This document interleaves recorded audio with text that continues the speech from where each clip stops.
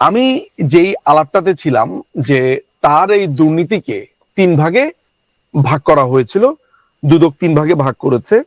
একটা ছিল money laundering, দ্বিতীয় হচ্ছে কর ফাঁকি, আর থার্ড হচ্ছে মেধাস্বত্ব। গ্রামীণ ব্যাংকের নাম ইউজ করে আপনি লক্ষ্য করে দেখবেন, আপনি যদি কখনো আমেরিকাতে একটু সার্চ করেন ইউএসএ গ্রামীণ গ্রামীণ ব্যাংক বা গ্রামীণ ব্যাংকের শাখা, এমনকি আপনার ইউগান্ডা, তারপরে হচ্ছে যে সিয়েরা লিওন থেকে শুরু করে আফ্রিকার বিভিন্ন দেশে, আমেরিকা, ল্যাটিন আমেরিকাতে বিভিন্ন দেশে গ্রামীণের এই ব্রাঞ্চগুলো আছে। মানে গ্রামীণের আদলে এই মাইক্রো ক্রেডিটের ব্যবসা। কিন্তু সেটার মেধাস্বত্বটা কে পাচ্ছে? সেটার মেধাস্বত্ব কি সরকার পাচ্ছে? খোঁজ করলে দেখা যাবে যে এটার পুরো মেধাস্বত্ব পাচ্ছে হচ্ছে ডক্টর মোহাম্মদ ইউনূস। এইটা কিন্তু সরকারের ব্যাংক, এই নাম ব্যবহার। আপনি যে রিপোর্টটা পাঠিয়েছেন আমি একটু পড়ে শোনাই দর্শকদের। মেধাস্বত্ব লঙ্ঘন করেছেন নোবেল জয়ী। কি লেখা আছে এখানে দেখুন।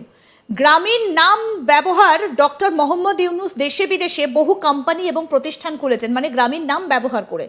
2006 সালে নোবেল পুরস্কার পাওয়ার পর এই সংখ্যা আরও বেড়েছে। আর এসব কোম্পানি এবং প্রতিষ্ঠানের মূলধন সংগ্রহ এবং জনপ্রিয়তা লাভের ক্ষেত্রে গ্রামীণ শব্দটির ব্যবহার উল্লেখযোগ্য ভূমিকা রাখে। এক্ষেত্রে গ্রামীণ শব্দটির কোনো মেধাস্বত্ব ভঙ্গ হয়েছে কিনা তা খতিয়ে দেখার পরামর্শ দিয়েছেন বিশ্লেষকরা। আমি পুরো বিষয়টা একটু নিঝুমদা আপনার কাছ থেকে জানতে চাইবো, যদি একটু বিশ্লেষণ করে বলেন। এইটা বিশ্লেষণ করছি, তার মধ্যে আরেকটা কথা একটু বলে রাখা ভালো। আপনি যদি 4 নাম্বার পেজটা, এরপরে আমরা চলে যাব যেখানে আপনি ফ্ল্যাটের কথা বলেছেন, সেখানে ফ্ল্যাটের একটা হিসাব আছে। আমরা আপাতত একটা ফ্ল্যাটের হিসাব দেখাতে পারবো, কিন্তু হয়তো সেটা পুরো না, কিন্তু একটা অংশ দেখাতে পারবো। আচ্ছা, মেধাস্বত্বের ব্যাপারটা যেটা বলছিলাম সেটা হচ্ছে যে পৃথিবীর বিভিন্ন দেশে গ্রামীণ নামটা ব্যবহার করে তিনি ওই গ্রামীণের বিভিন্ন রকমের ব্রাঞ্চ খুলেছেন। মাইক্রো ক্রেডিটের যে আইডিয়াটা সেটা তিনি বিক্রি করছেন গ্রামীণের নামে। আর এই মেধাস্বত্ব, এই যে কপিরাইটটা, এইখান থেকে যেই টাকাটা পান, অর্থাৎ গ্রামীণের এই পুরো মডেলটা ফলো করে পৃথিবীতে অন্য জায়গাতে যখন এটা অপারেট হয় তখন তারা এই মেধাস্বত্বের একটা অংশ টাকা দেন। সেই টাকাটা কিন্তু ইউনূস নিজে পেয়ে থাকেন, সেটা সরকার পায় না। এইভাবে তিনি মেধাস্বত্ব চুরি করেছেন। আর ফ্ল্যাট বিলাসে সেগুলোতে আমরা দেখিয়েছিলাম যে তিনি কিভাবে প্রায় 51 কোম্পানিজ তিনি তৈরি করেছেন। সেখানে নিটওয়্যার আছে, সেখানে খাবারের, এখানে যে ডকুমেন্টটা রয়েছে দাদা, আপনি যে ডকুমেন্টটা পাঠিয়েছেন এখানে কি বলা হচ্ছে? এখানে বলা হচ্ছে সূত্রে জানা যাচ্ছে গ্রামীণ ব্যাংকের সঙ্গে ডক্টর মোহাম্মদ ইউনূসের নিয়ন্ত্রণাধীন অন্যান্য কোম্পানিগুলোর আর্থিক সংশ্লিষ্টতা এবং স্বার্থ সংশ্লিষ্ট বিষয়ে বিস্তারিত তথ্য সংগ্রহের জন্য দুদক ইতিমধ্যেই গ্রামীণ ব্যাংক বরাবর চিঠি ইস্যু করেছে। এবং তার আগের যে প্যারাটা সেখানে বলা হচ্ছে 28টা কোম্পানি সৃষ্টি করেছেন মোহাম্মদ ইউনূস, এবং তার সঙ্গে বলা হয়েছে যে তার এই অনুসন্ধানকে 3 ভাগে ভাগ করা হয়েছে। প্রথমত হচ্ছে অর্থ পাচার, এক স্থান থেকে আরেক স্থান এবং অন্য আরেক জায়গায় অর্থ স্থানান্তর করে বেরিয়েছেন। সচরাচর যারা মানি লন্ডারিং করেন তারাই অর্থকে এভাবে লেয়ারিং এবং প্লেসমেন্ট করেন। দাদা, এই জায়গাটা থেকে একটু জানতে চাইবো, এখানে যে রিপোর্টটা দেওয়া রয়েছে সেখানে বলা হচ্ছে মানি লন্ডারিং শব্দটা এসেছে, তাহলে কি সেই রকম কোনো কাজও করেছেন মোহাম্মদ ইউনূস? প্রায় 2,500 কোটি টাকার, 2,500 এখন পর্যন্ত আমার জ্ঞানত। এর আগে মানে প্রথম দফাতে একটা জায়গাতে আপনার টোটালি 26,000 কোটি টাকা তার বিরুদ্ধে মানি লন্ডারিং এর অভিযোগের তদন্তের কাজ চলছিল। আপনার মনে আছে কিনা জানি না, আমি আপনাকে বলছিলাম এর আগে যে বাসু ব্যানার্জি আর নাথ যে একটা অডিট করেছিল 30 বছরের, আপনার মনে থাকার কথা যে গ্রামীণ ব্যাংকের 30 বছরের একটা অডিট হয়েছিল। সেই অডিটের বিভিন্ন কোম্পানির ক্ষেত্রে আপনার প্রায় 26,000 কোটি অর্থ পাচারের তথ্য থাকলো। আমার কাছে একটা ডকুমেন্ট ছিল যেখানে আমরা দেখতে পেয়েছি প্রায় 2,200 কোটি টাকার মানি লন্ডারিং এর একটা মামলা তখন প্রস্তুতি চলছিল, যেখানে দেখা যাচ্ছে যে তিনি আপনার ধরেন ওভার প্রাইসিং করে, ধরা যাক কিভাবে আমি আপনাকে বলবো, যেমন ধরেন একটা ছোট্ট উদাহরণ দেই। গ্রামীণ ব্যাংকের যেসব চিকিৎসা, যেমন আপনার মেডিকেল ট্রাস্ট, যেটা আপনার ধরেন একটা এক্সরে মেশিন কিনতে হবে, ওই এক্সরে মেশিনটা আপনি কিনবেন, ধরা যাক এক্সরে মেশিনটার দাম হচ্ছে 10 কোটি টাকা। আচ্ছা, ওভার প্রাইসিং করা হচ্ছে যে আপনার এলসি খুলে ওইভাবে দেখানো হচ্ছে যে মেশিনটা আপনি কিনেছেন 20 কোটি টাকা।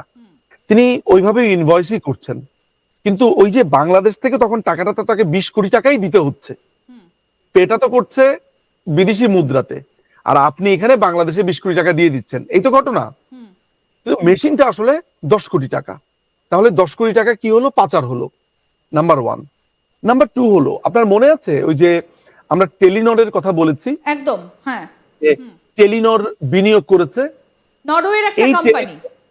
নরওয়ের একটা কোম্পানি, তারা গ্রামীণ ফোন থেকে এই টেলিনরের সাথে আবার ইউনুসের এক ধরনের আপনার দালালি চুক্তি যোগ ছিল, অর্থাৎ এখান থেকে তিনি এক ধরনের ওই যে মুনাফা ফিস লুটেছে। পেতেন, ওই টাকাটা তিনি এখান থেকে পেয়েছেন। ফলে তিনি যেটা করতেন যে গ্রামীণ ব্যাংকের একটা বড় অংশের টাকা যখন টেলিনর নিয়ে যেত, তখন বাংলাদেশের টাকাটাই কিন্তু আপনার পাচার হয়ে যেত দেশের বাইরে, সেখান সেখান থেকে তিনি নানানভাবে ডিসপার্স করতেন। ফলে যেই 3টা ভাগে ভাগ করা হয়েছে, এর একটা হচ্ছে আপনার এই অর্থ পাচার। এই যে কোম্পানিগুলো খুলতো, কোম্পানি তো একটা না, এখানে আপনি 28টা বলছেন, আমাদের কাছে হিসাব আছে কোম্পানির 51টা। তো আচ্ছা। এই কোম্পানি হ্যাঁ, এই এই এইখানে এই উল্লেখ করার করা ফলে আছে 28টা। আপনি যে ডকুমেন্টটা পাঠিয়েছেন সেখানে বলা হচ্ছে 28টা কোম্পানির কথা এখানে উল্লেখ করা আছে। হ্যাঁ, রাইট, হ্যাঁ, এখানে এখানে আছে। তো এইভাবে আপনার বিদেশ থেকে ইকুইপমেন্ট আনা, মালপত্র আনা, কোনো খরচ দেখানো, তারপরে হচ্ছে যে তার কাউকে পাওনাদার, এই জিনিসটা করতে গিয়ে তিনি যেটা করতেন যে কোম্পানির মাধ্যমেই তিনি টাকাটা আসলে পে করতেন, টাকাটা চলে যেত দেশের বাইরে। এটা এই জায়গাটা থেকেই আসলে এই মানি লন্ডারিং এর ইস্যুটা এসেছে। দ্বিতীয় তার ব্যাপারে যে অভিযোগটা আনা হয়েছিল সেটা হচ্ছে কর ফাঁকি। কর ফাঁকির ব্যাপারে তো এর আগে দেখিয়েছি যে কিভাবে তিনি কর ফাঁকিটা দিতেন। একটা হচ্ছে, আবার একটু যদি রিক্যাপ করতে চাই, সেটা হচ্ছে যে কোনো কোম্পানিকে দিয়ে কোনো কোম্পানি বিনিয়োগ করতো আরেকটা কোম্পানিকে। ধরা যাক কোম্পানি হচ্ছে এ বি এন্ড সি, কেমন? তিনি এ আর বি এই দুটো কোম্পানিকে চুপ করে, এই এ আর বি কোম্পানি থেকে টাকা ঋণ দিতেন কাকে? সি কোম্পানিকে। সি কোম্পানি বিনিয়োগ করত, সেখান থেকে তারা প্রফিট করত। তো এ আর বি সির সাথে আপনার একটা চুক্তি ছিল এমন যে সি যখন প্রফিট করবে তখন এ আর বি কে সেই প্রফিটটা ভাগ দিবে, তাই তো? হ্যাঁ। তো সি যখন ব্যবসা করত থার্ড পার্টির সাথে, তখন তারা ট্যাক্স দিত। কিন্তু সি এই ট্যাক্সের টাকাটা দিয়ে যখন এ আর বির সাথে আবার বিজনেস করত, সেইটাতে কোনো ট্যাক্স দিত না। ডক্টর ইউনূস তখন বলতো যে আমি তো অলরেডি এই টাকা ট্যাক্স দিয়েছি, অর্থাৎ 3টা কিন্তু আলাদা ট্রানজাকশন। ফলে তিনি এইভাবে একটার পর একটা কোম্পানি খুলে প্রত্যেকটা কোম্পানির মানে একটাতে ট্যাক্স দিত আর দুটাতে দিত না, বা একটাতে দিত 3টাতে দিত না, এইভাবে তিনি কর ফাঁকি দিতেন। এটা তার ব্যক্তিগত করের ক্ষেত্রেও প্রযোজ্য। তিনি কিভাবে চ্যারিটেবল এবং ট্রাস্টের অর্গানাইজেশনে ক্ষেত্রেও টাকা দেওয়ার কথা প্রযোজ্য। বলে। দাদা আপনি আমাদের সঙ্গে থাকুন, এবার আমরা যে বিষয়টাতে আসব, আইনজীবী নিঝুম মজুমদার তিনি সংক্ষেপে উল্লেখ করেছিলেন যে কিভাবে বিলাসবহুল ফ্ল্যাট এবং সম্পত্তি বানিয়ে